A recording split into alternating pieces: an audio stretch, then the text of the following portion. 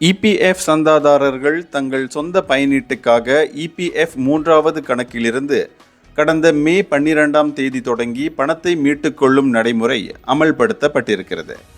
இந்த நிலையில் டிசம்பர் 17ஆம் தேதி தொடங்கி 10,000 ரிங்கிட் வரை இபிஎஃப் பணத்தை மீட்டுக்கொள்ளும் ஒரு சிறப்பு திட்டம் கொண்டு வரப்பட்டிருப்பதாக ஒரு தகவல் அண்மை காலமாக வைரலாகி இருக்கிறது. இபிஎஃப் கணக்கிலிருந்து சந்தாதாரர்கள் சிறப்பு திட்டத்தின் மூலம் 10,000 ரிங்கிட்டை மீட்டுக்கொள்ள அனுமதிக்கப்படுவது உண்மையா என்ற கேள்வி எழுந்துள்ளது. ஆனால் இபிஎஃப் பணத்தை மீட்டுக்கொள்ளும் இப்படி ஒரு புதிய திட்டம் ஏதும் இல்லை என்று இபிஎஃப் மறுத்திருக்கிறது. சமூக ஊடகங்களில் வைரலாகி இருக்கும் இந்த தவறான தகவலை நம்பி ஏமாந்து விட வேண்டாம் என இபிஎஃப் சமூக ஊடக செய்தியில் குறிப்பிட்டிருக்கிறது. தங்களுக்கு கிடைக்கும் தகவல் உண்மையானதா என்பதை இபிஎஃப் சந்தாதாரர்கள் உறுதி செய்து கொள்ள வேண்டும் என அது வலியுறுத்தியது. இபிஎஃப் சந்தாதாரர்கள் அதன் அதிகாரப்பூர்வ அகப்பக்கத்திலிருந்துதான் உண்மையான தகவல்களை பெற வேண்டும். மற்றபடி சமூக ஊடகங்களில் வைரலாகும் தகவல்களை நம்பிவிட வேண்டாம் என அது கேட்டுக்கொண்டது.